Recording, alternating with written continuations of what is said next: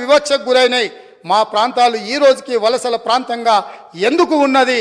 ఈ వలసలకు, ఈ చావులకు వీళ్ళు కారణం కాదా అని నేను అడుగుతున్నా అధ్యక్ష. అదేవిధంగా ఈరోజు నేను మాట్లాడదలుచుకున్న అధ్యక్ష, తెలంగాణ రాష్ట్రంలో డ్రగ్స్ మహమ్మారి లేకుండే, తెలంగాణ ఉమ్మడి రాష్ట్రంలో డ్రగ్స్ గురించి చర్చలు లేకుండే, గంజాయి మత్తు లేకుండే, లిక్కర్ కూడా అతి తక్కువగా ఉండే. కానీ ఇవాళ ఏ పేపర్ చూసినా, ఏ టీవీ చూసినా గంజాయి మత్తులో దాడులు జరుగుతున్నాయని, సింగరేణి కాలనీలో 6 సంవత్సరాల పసిగుండను గంజాయి మత్తులో రేపు మర్డర్ చేస్తే ఈ ప్రభుత్వం అచేతనంగా ఉండిపోయింది.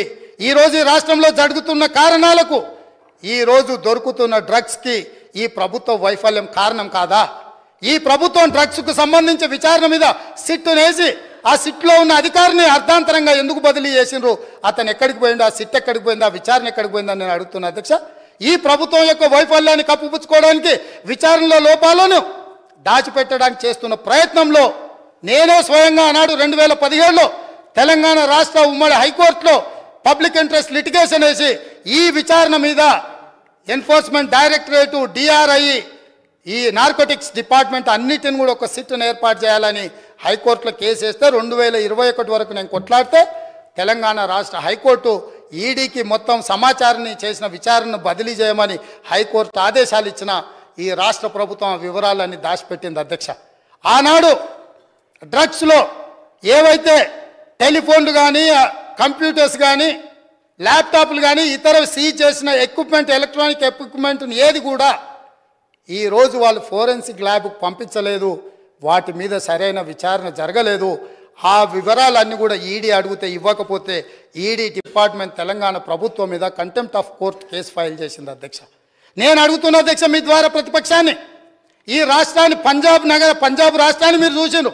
పంజాబ్ రాష్ట్రాన్ని ఈరోజు డ్రగ్స్ మహమ్మారి పట్టి పీడించడంతో ఈరోజు గ్రామాలల్లో పేద మహిళలు, ధనవంతులు శ్రీమంతులు కాదు, పేదలు, భార్య, తల్లి కూలికి పోయి సంపాదించిన డబ్బులో భర్తలనో సోదరులనో ఇవాళ డ్రగ్స్కి అలవాటు పడి బాధపడుతుంటే వాళ్ళకు అందులో సంపాదించిన కొంత డబ్బు పెట్టి డ్రగ్స్ కొని ఇచ్చే పరిస్థితి వచ్చింది. ఈ పరిస్థితి పంజాబ్ రాష్ట్రాన్ని నిర్వీర్యం చేసింది అధ్యక్ష. పంజాబ్లో యంగ్ విడోస్, చిన్న వయసులోనే మహిళలు వితంతువులుగా మారుతుంటే, డ్రగ్స్ బారిన పడి ఈరోజు చావులను మనం కల్లారో చూస్తుంటే, రాష్ట్రమే నిర్వీర్యం అయిపోతుంటే, యువత డ్రగ్స్ బారిలో పడి చచ్చిపోతుంటే, తెలంగాణ రాష్ట్రంలో పూర్తిగా కూకటి వేళ్లతో పెకిలించి వేయాల్సిన ఈ డ్రగ్స్ మహమ్మారి విషయంలో ఎందుకు విచారణలో ఈ ప్రభుత్వం ఆనాడు జాప్యం వహించింది? ఎందుకు నిర్లక్ష్యం వహించింది? ఎందుకు దీని మీద చర్యలు తీసుకోవడానికి నార్కోటిక్ డిపార్ట్మెంట్కు, DRI డిపార్ట్మెంట్కు, ఈడీ డిపార్ట్మెంట్కు ఎందుకు సంపూర్ణమైన సమాచారాన్ని ఇవ్వలేదని నేను అడుగుతున్నా అధ్యక్ష. ఈరోజు నేను TS NABలో ఒక అడిషనల్ DG క్యాడర్ ఆఫీసర్ను పెట్టి ఎంపవర్ చేసి ఇవాళ ఈ రాష్ట్రంలో డ్రగ్స్ అనే పదం వినిపించొద్దు, ఈ రాష్ట్ర సరిహద్దులు ఎవడు గంజాయితో రావద్దు, ఎవడు వచ్చినా ఎంత పెద్దవాడైనా ఎంత గొప్పవాడైనా వాళ్ళ వెనకాల ఎవరు ఉన్నా ఊచలు లెక్క పెట్టాల్సిందే, లెక్క పెట్టియాల్సిందే అని ఈరోజు నా ప్రభుత్వం, మా మంత్రివర్గ సహచరులు తీసుకున్న నిర్ణయాన్ని ఈ ప్రతిపక్షాలు అభినందించాల్సిన అవసరం లేదు అధ్యక్ష. మిగతా విషయాలలో భిన్నాభిప్రాయాలు ఉండొచ్చు, భేదాభిప్రాయాలు ఉండొచ్చు, కానీ డ్రగ్స్ మహమ్మారిని నిషేధించడానికి నిర్వీర్యమైపోతున్న యువతను, చిన్న పాఠశాలల ఆడపిల్లలు బలైపోతున్న ఈ మహమ్మారిని నిషేధించడానికి ఈ దాన్నైనా అభినందించడానికి మన ప్రభుత్వాన్ని మీరు అభినందించడానికి మీకు మనసు రాలేదా అని నేను అడుగుతున్నా అధ్యక్ష. అంటే ఈరోజు ఈ సభలో వీళ్ళందరూ మిగతా వాటిలలో వాళ్ళకి రాజకీయ కోణాలు ఉండొచ్చు, కానీ ఈ విషయంలో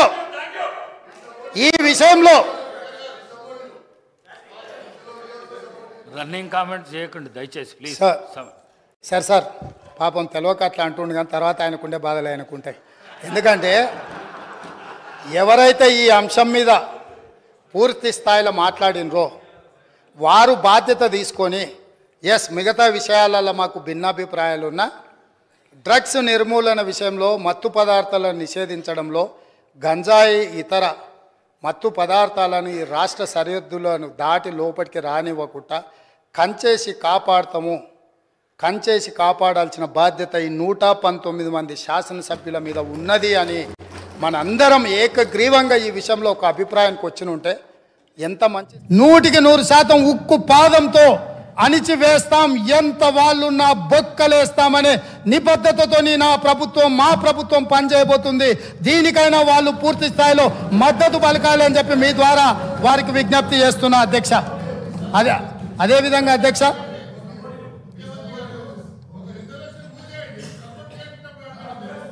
ఇప్పుడు గవర్నర్ గారి ప్రసంగంలోనే ఈ అంశాన్ని స్పష్టంగా ప్రస్తావించిన వారు ఎంతసేపు మాట్లాడినరో మీరు సమయం తీయండి.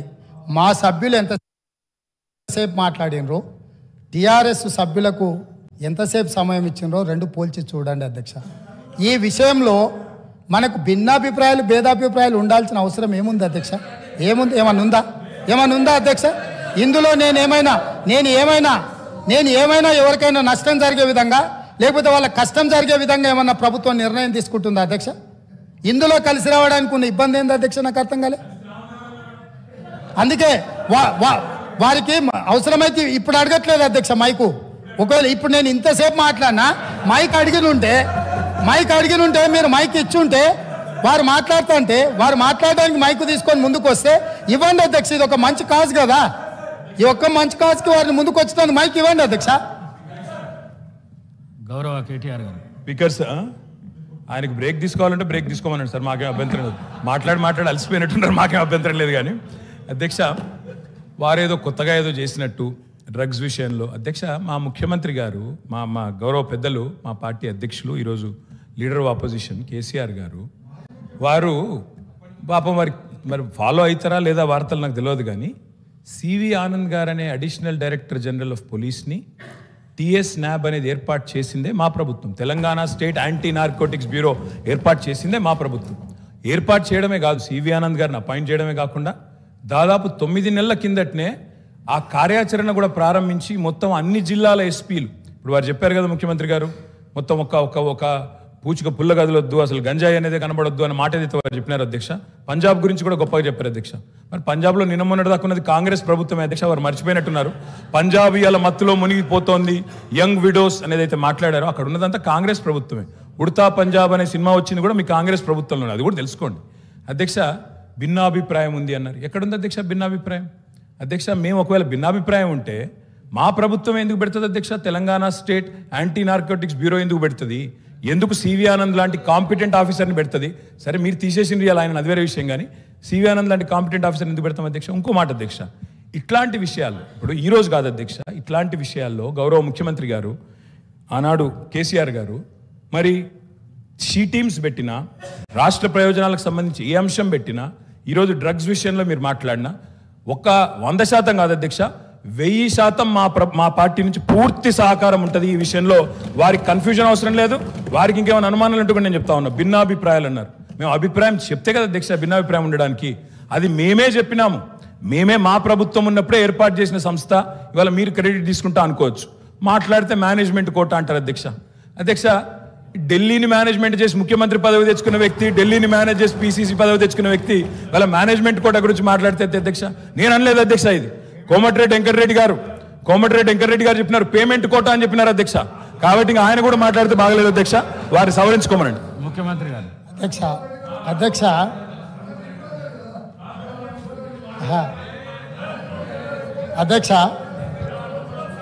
సభ్యుడికి ఇట్లయినా పరివర్తన వస్తుందేమని నేను అనుకున్నా.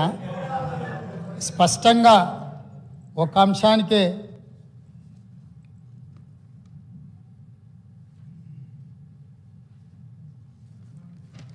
సభ్యుడు ఈ ఒక్క అంశానికే